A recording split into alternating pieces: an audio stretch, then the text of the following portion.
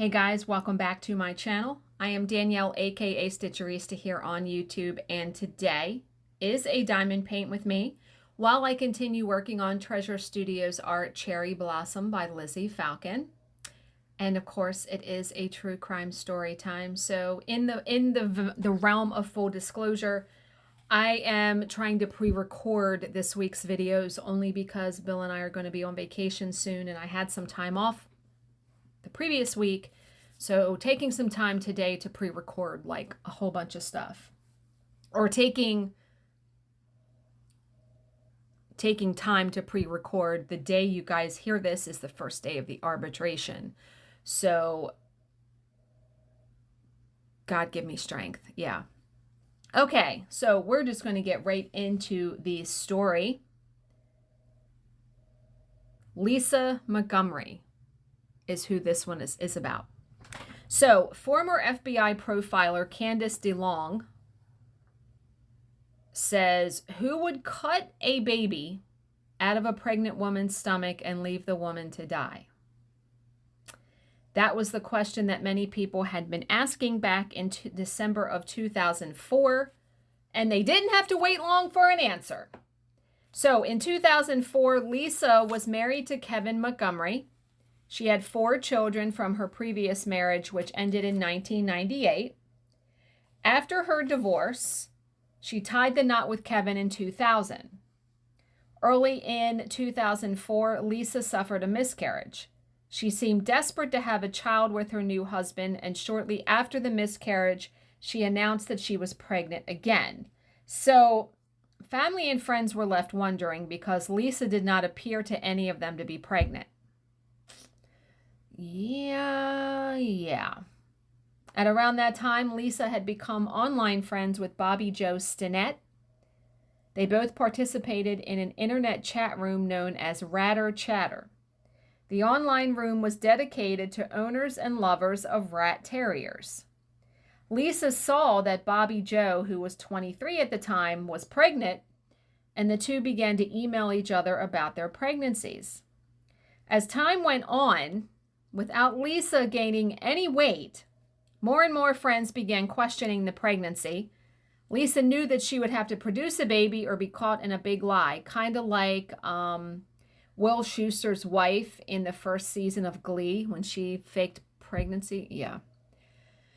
Getting caught in a lie would have been so much better than the reality, because in December, Lisa made arrangements to visit Bobby Joe for the first time. Lisa said she was very interested in a rat terrier pup that Bobby was selling, but it wasn't a rat terrier that Lisa was interested in. In reality, she planned to leave the residence with a baby. Can you even? On December 16th, 2004, Lisa drove from her home in Melbourne, Kansas to visit Bobby Joe in Skidmore, Mississippi, a drive of a little less than 180 miles. Shortly after arriving at the Stinnett home, Lisa strangled, Jesus Christ, she strangled the younger woman to death. Bobby Joe had been 8 months pregnant. Lisa then cut Bobby open and took her unborn baby girl from the womb. Bobby Joe was left to die in a pool of her own blood. So now, Lisa needed a story to tell her friends, not to mention her husband. She told Kevin that she had gone into labor and the baby had been born in a clinic in Topeka, Kansas. Lisa and Kevin appeared to be thrilled to be the new parents of a baby girl, and they named her Abigail. But the happiness would be short-lived, because you know you're not fucking getting away with that. You're not getting away with it. Meanwhile, back in Skidmore, a mother had come upon a scene that no mother should ever have to see. Bobby Joe's mother, Becky Harper, discovered her daughter's body, and there was blood everywhere. Becky told the 911 operator that it looks like her stomach exploded. Oh my God. I don't know how those sorts of images aren't burned into your brain. The police had no idea if the baby was dead or alive, but they issued an Amber Alert. A member of Ratter Chatter saw the alert and told the police that she was meeting Darlene Fisher. Computer experts were able to track Darlene and Bobby Joe's emails to an address across the state line in Melbourne, Kansas, And of course, that was the home of the Montgomery family. So Lisa's red hatchback was sitting in the driveway. The same car had also been seen just over a day earlier in the driveway at the Stinnett home. When confronted with the truth, Lisa quickly confessed to the murder. What did she think was going to happen? Did she literally think she was going to get away with that? So the crime fell under the Federal Kidnapping Act, aka the Lindbergh Law. That law had been passed after the Lindbergh babies' kidnapping and murder back in 1932. The law allowed the feds to step in and chase the killers across state lines. It also has a provision to allow federal authorities to seek the death penalty.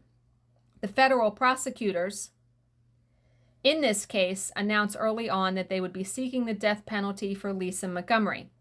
The prosecution had plenty of evidence, including the online chats, emails, and the car. The defense attempted to build an insanity defense and had the help of a respected neurologist, Villayanor Ramachandran. Jeez. Okay, we're just going to say a doctor because I cannot pronounce that for the life of me. The doctor has been called the Marco Polo of neuroscience. In 2011, Time magazine named him as one of the most influential people in the world.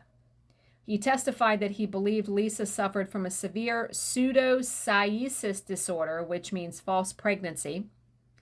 The neurologist also stated that in his opinion, Lisa should not be held accountable for her actions. Really?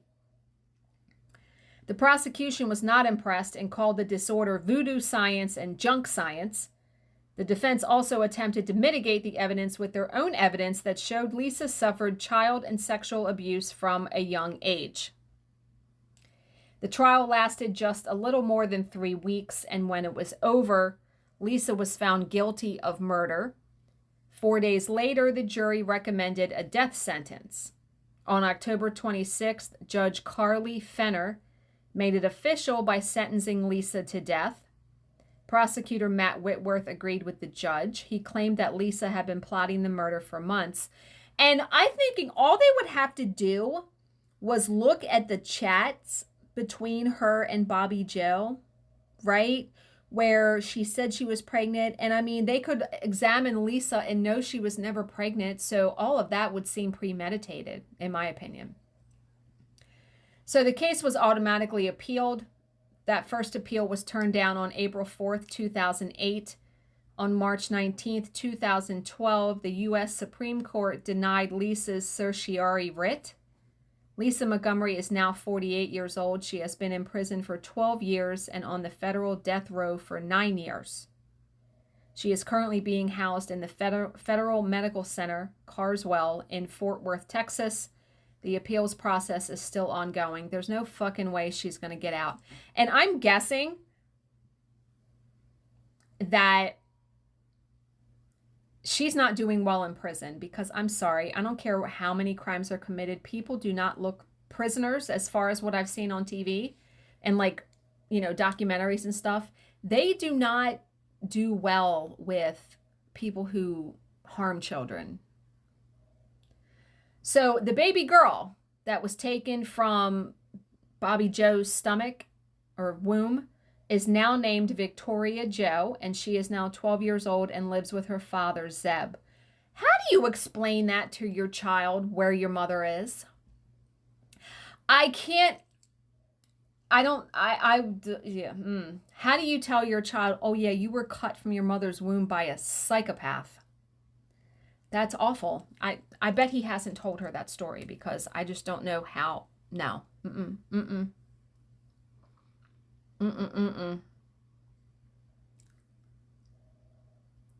I know this was a short one, but yeah, I'm just, wow. These cases really just, I'm in disbelief at so many of these.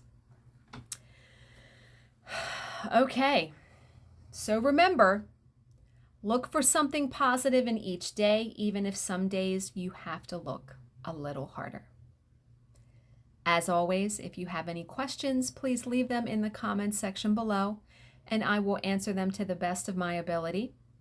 Thank you so much for watching and subscribing. and I will see you in my next video. Bye, guys.